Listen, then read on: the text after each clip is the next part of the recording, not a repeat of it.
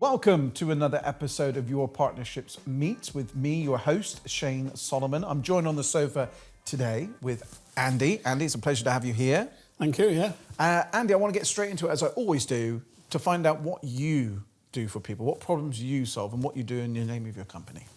So the company is Outdoor Shading Cornwall. It does what it says on the tin. We provide shading outside. What we really specialise in doing is helping people inspire to their dreams of enjoying their gardens more. So we have various products so that they can sit out in the sun on the patio and enjoy it. We have bioclimate pagodas, enable you to use your garden and your barbecue and your families around and guests around. And if it drizzles, you can just close the louvered roof and it'll reopen it again when the drizzle stops, and you just carry on. Whereas in the past, everyone used to have to go indoors and the whole thing just got washed out. Yeah, of course. And being in Cornwall, of course, that can happen. A lot. A lot. So we were talking in the green room before we started recording about hot tubs, because I'm very fortunate to have a hot tub, Yeah. and it's exposed to the elements. And again, being here in Cornwall, sometimes the weather's not all that great. But I didn't want it covered over because, I like to see the stars. You're Yes. outside, and I like the idea of that while I'm relaxing. So your product is something that can complement that, right? It's ideally suited to hot tubs for exactly what you said, Shane. People want to be able to sit in their hot tub outside in their garden and look around. So the pagoda allows you to do that. And if it starts to rain, you can close the roof. It's all on remote control and open up again. It has side panels blinds that come down either side. So if you're sat in your hot tub and there's a bit of a wind blowing from the north, you can shut the corresponding blind to keep that so you can enjoy the hot tub more. If you wanted to sit in a totally enclosed room, you'd put your hot tub inside the house. Sure. But it's about being out in that open space. Of course. And enjoying your garden space. Now, we're on Your Partnerships Meets, which is networking. So the sort of people you'd like to connect with then, I assume, are people like the supply hot tubs, when they're supplying hot tubs, Yes. there's a solution for people. Landscape gardeners, that are planning things. If you can get it at the start of someone's a big garden scheme, Sure. it makes it all integrate so much better. And I guess maybe even property developers Property as developers. well. And to a certain extent, holiday parks as well now. With people wanting more, expecting more from the holiday park, lots of Sure. those have hot tubs or outside spaces they want to be able to utilise. And the Cornish weather isn't the best for that. No, quite, indeed. So you've obviously been a part of Your Partnerships, you're a part of Your Partnerships. And networking, what's it mean to you in general, networking? Not just Your Partnerships, but in general? I think networking is fundamentally a really important part of any business nowadays. It's where you get to meet people and contacts. So lots of people will have shared similar problems to what you're having, and you speak to them and they say, "Oh, well, this was the easiest solution," or "Speak to this guy. He's the person that sorted me out for me." And I think fundamentally, network is more about helping develop your business rather than just people think of networking as just going for sales, but it's not. It's the relationships with people and the problem solving and just having someone you can talk to in a similar field and interests. It just helps develop the business. Mm-hmm. It's like having a sounding board, isn't it? Yeah, Almost, exactly a sounding board. for free, really, Yes. because you've got all these wonderful, experienced business people there that at some stage would have experienced that problem that you're having. And you can have sounding boards. So I do a lot with GW accountants at the moment. Oh, well, they're our accountants. Yeah. Love Debbie in the co. Yeah, Yeah. it's absolutely amazing. And they've been really crucial in helping set up the company in the right way so that it functions properly. And I spoke to a couple of the insurance people on insurance problems and issues I had. So yeah, you're able to speak to the correct type of people to have a sounding board, and they'll give you advice. Sometimes you'll go with them. Sometimes they'll say, "Well, actually, we're not quite for us, but we know this person is ideal for you." Absolutely. And of course, Your Partnerships has expanded so much over the 7 years that it's been in existence. Yeah. And what would you say that is different about Your Partnerships? Because there's so many great networking organisations out there that I'm part of, and probably yourself. But what is it that has made Your Partnerships what it is, do you think, Andy? I think it's the way Your Partnership works in the network is it's a much more friendly, slightly informal. Some of the networking sites are very formal and very rigid. The Your Partnership one is much more user-friendly, for want of a better word. You can go there and you interact with people, and people that you want to have a more in-depth conversation with, you go off later on and have an in-depth conversation. But it's a good place to just air what you do and listen to what other people do and see where you can help out.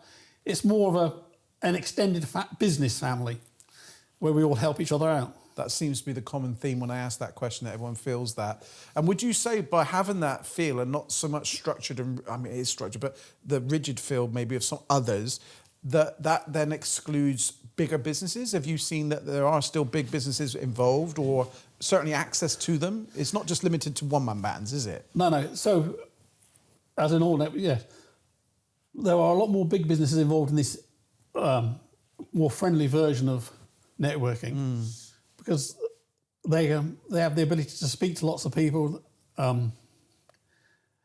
It's just one of those strange things. But it works so much better in that slightly informal, friendlier nature. Yeah, so you get small one-man bands and you get large multinationals go to these sessions. Really, really beneficial I would say beneficial for any business. Absolutely. And I think I don't have regrets, but if I had my time again, I think I would have started networking earlier, because I didn't start networking until probably 4 or 5 years into my business when I started it.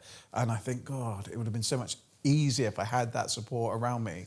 And what you're paying for it, even if you take a membership, and of course we know that your partnerships is easy in, easy out, but by having that basic membership still is a pittance really for what you can get out of it. It is. Having the membership, it just helps with a commitment to everything. But yes, I've had several businesses over the years, and my early ones, like you say, without networking, it's much more of a struggle to establish and get the right contacts, particularly for specific areas that you need, that you don't normally get involved in. But if we go to like your partnerships, there's always somebody that knows somebody that can help you out and put you in contact with the right people. Indeed. Now, with all your business knowledge, what one tip could you give our listener, our viewer, for running a successful business? What would you say is a core ingredient for Andy?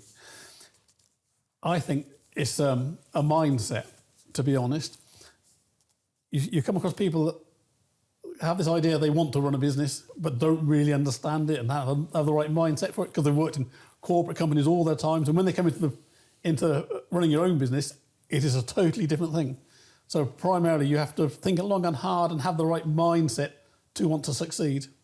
Yeah, because it does get hard, right? Because Very it's tough. not all rainbows and unicorns, as I always say. And you're always going to get the challenges. And again, this is where networks do support. But yeah, I think mindset is a huge part of it, and being absolutely clear that that's what you want to do. Because I think you also agree with me that when we start out, or someone starts a business, they do it because they love doing what they do. So whether they love, baking cakes or anything, and they want to set up a business like that, but they're no good at accounts and no good at marketing, but you end up doing it all when you start. Yeah, you start the business because you're passionate about it.